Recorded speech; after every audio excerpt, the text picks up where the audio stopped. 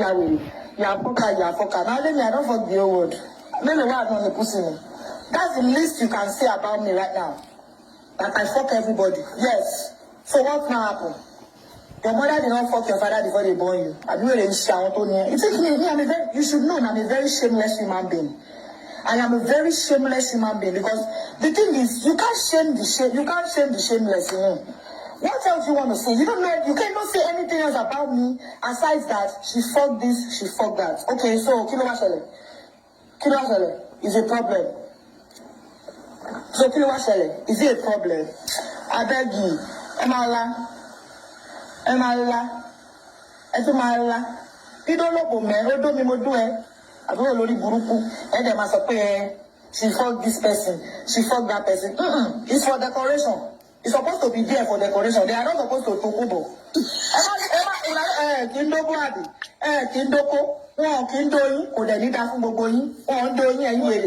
they bring out the gist of all of you, they're always laughing at people's gist. People have the worst gist. The worst. Now worst pass. But because of we, now because of we are in the public space. That's why it seems like a big deal. Y'all do the worst. Y'all do the worst. Egboko, Cheroko, Oko, Funky. Yeah, Oko tell the Shele. I got phone Tony. What to the people about you walk what you got. You have to kill you have to check out me okay. I will only put out Tony. No priority.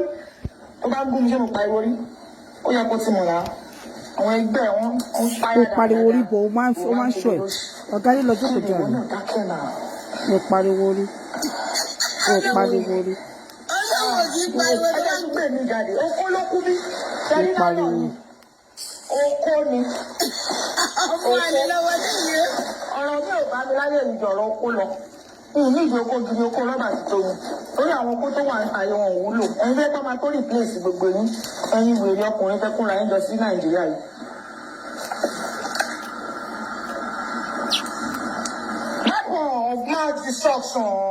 Weapon of mass destruction.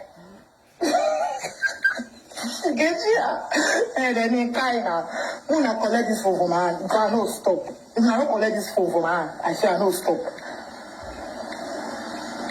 What's the lesbian in me? Sure, she will like Wahala, okay. Lesbian in me. Okay, see now. I am coming out with my full chest. I am a lesbian. What now happened? That should not show you that. I'm a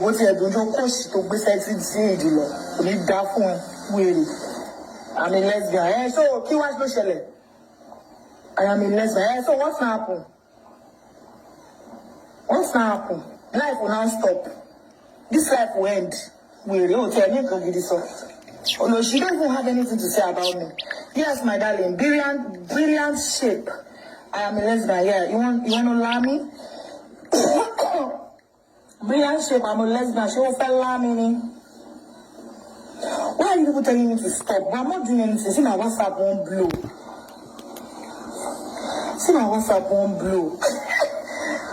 Is there any fine lesbian in the house? Please, let's collaborate each other. 20K. I love you too. Money I'm a lesbian to call. Every time you like your brain. But it's fine. Oh, need that need it. Oh, fine. Okay, let me speak Igbo. If you if you are a fine girl, send me a DM. They come on Lara. They come on Gura. If what about a live video, me talk about it, let me see your hands up. Let me see your hands up in the air. Let me see your hands up in the air.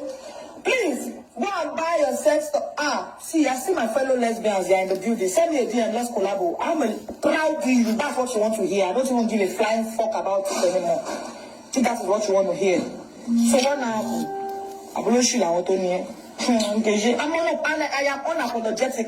I am real to the core. I didn't think you were a real one to me. Who could last, but you were freaking fakers. You know, they really fake like, you know, they might pretend they all is well, but all is not well. Yeah, my dad, I have a very large family to feed. And every hardworking woman deserves a supportive partner. The one who will say, baby, me, business profession, oh, they got 2 million, you go out there, see. Baby, me, nǹkan tó fẹ́ ṣe yẹn ó dẹ̀ gba 1 million mi lówó or baby mo fẹ́ ṣe business 3 million ni kò ní okay baby 1.5 lélẹ̀. Every woman deserves a supportive partner. Don't tell me that shit. Ẹ jẹ́ bá wa share, ẹ bá wa like, ẹ bá wa like yìí. Ẹ bá wa share ṣe. Ẹ bá wa share. Ẹ bá fine, ẹ má DM mi o, fine girls only. Torí ẹ bá wa share. We don't shop breakfast. Kí ló máa pè kí ni ẹ? Wetin be that song? Wetin be that kini kan? You go shop your, you go reach everybody. Breakfast na national cake. He don't touch Nkechi. He go touch everybody. He don't Yemi tó bá pick oil ìbá pa ẹ́. Yemi tó bá pick oil ìwà láì kó bá pa ẹ́. Ó máa sá lọ ní báyìí. Oh, Yemi request to join.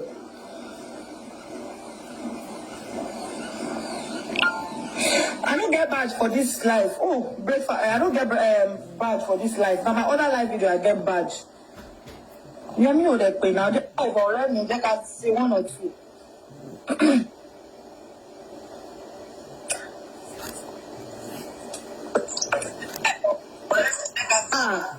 O ṣe lesbian. Tó fẹ́ lá mi. Mi ò lára o, but you fine gan. Àwọn pa ọ̀rẹ́. Má máa ṣe é. Mo dẹ̀ máa tọ́jú ẹ̀ gan. Mo máa tọ́jú ọ̀rọ̀ ìbéèrè lọ́wọ́ everybody. Are you serious now, sis? O ṣe. Ṣebí New York ló wà báyìí. Mo wà New York. Báwo ló ṣe fẹ́? Ṣé kí n báyìí lọ sí Manhattan kí n lọ báyìí get our lesbian partner? Báwo ló ṣe fẹ́ sí 14th Street, 38, 42? Báwo ló ṣe fẹ́? Bí má ti dé ọkọ̀ máa dé lọ bá wọn ká lọ mú kàn. Wọ́n dẹ̀ kàn ń bẹ̀ o. Wàá kàn wọ rainbow colour náà ni. Wàá kàn gbé lọ síbẹ̀ láì. O ti yẹ. Àti bí èyí don turn lesbian ọ̀nà bí sọ́ọ̀dún. Aláìní ròyìn. Ó bí ọ̀nà sí òun tí ó àìjáde. And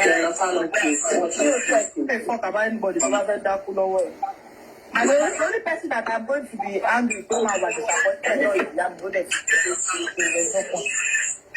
Abeg, try your rainbow wear jare. No let anybody distract you. Oh, not like that. Oh, my God. Odogun Nkechi. Abeg, no stress yourself. Hello, sir, where the party? Oh, this guy you are drinking. My giant guy, you are drinking. You dey like go call your My giant guy, you are drinking. I'm sorry, Brian. You got for me. Brian, come on. Don't worry now. I didn't. I'll show you. All right.